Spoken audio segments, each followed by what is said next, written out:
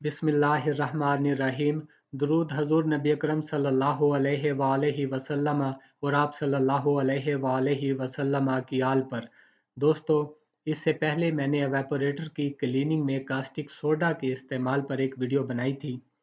तो उसके बाद बहुत सारे दोस्तों ने फरमाइश की कि कास्टिक सोडा और सोडा ऐश की कंपोजिशन पर भी एक वीडियो बनाई जाए। तो साथ में आपसे एक गुजारिश करता चलूं, अगर आपको वीडियो पसंद आए तो लाइक या कमेंट कर दिया करें। इससे मुझे खुशी मिलती है और मैं अगली वीडियो बनाने के लिए मोटिवेट रहता हूं। तो दोस्तों, आज की वीडियो एवेपोरेटर में कास्टिक सोडा और सोडा ऐश की क्लीनिंग कंपोजिशन यानी सफाई की तरकीब के बारे में है। एवेपोरेटर की क्लीनिंग यानी सफाई के लिए सोडियम हाइड्रोक्साइड, जिसे हम कास्टिक सोडा कहते हैं, सबसे ज़्यादा इस्तेमाल होने वाला केमिकल है। ये पार्शली यानी जुज़वी तौर पर silica, silicates, polysaccharides, proteins, organic matters यानी नामियाती मादों को रिमूव यानी दूर करने में इफ़ेक्टिव यानी मौसर है।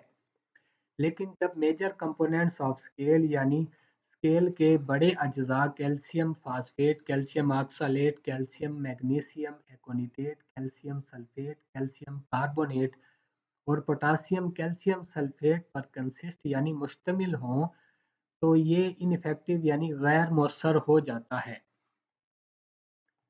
जहाँ तक सोडियम कार्बोनेट की बात है, जिसे हम सोडा ऐश कहते हैं, का इस्तेमाल कैल्शियम और मैग्नीशियम को रिमूव यानी हटाकर पानी को साफन यानी नरम करने के लिए इस्तेमाल किया जाता है। कैल्शियम और मैग्नीशियम से रिलेटेड जितने स्केल हैं मैं ऊपर बयान कर चुका हूँ। ये आयन कार्बोनेट आयनों के साथ ट्रीटमेंट यानी इलाज करने पर इंसोलुबल यानी नाकाबिले हल सॉलिड प्रेसिपिटेट ठोस रसूब बनाते हैं। लुइसियाना में ये एस्टीमेट यानी अंदाज़ा लगाया गया है कि सोडियम हाइड्रोक्साइड के 60 से 75% और सोडियम कार्बोनेट के 40 से 25% के मिक्सचर यानी मुरक्कब से बेस्ट क्लीनिंग यानी बेहतरीन सफाई हासिल की जाती है। इन दी केस इस सूरत में जहां लास्ट वेसल यानी आखिरी बॉडी में सिलिकेट्स प्रैक्टिकली यानी अमली तौर पर टेनेशियस यानी सख्त पाए जाते हैं, 70% कास्टिक सोडा और 30% सोडियम कार्बोनेट इस्तेमाल किया जाता है।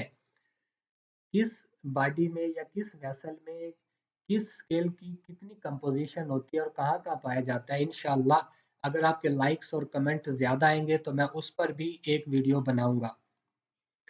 अब फॉर एग्जांपल हमारी टोटल कंजप्शन 500 केजी है। ये कंजप्शन कैसे निकालनी है ये हम पिछली वीडियो में बता चुके हैं।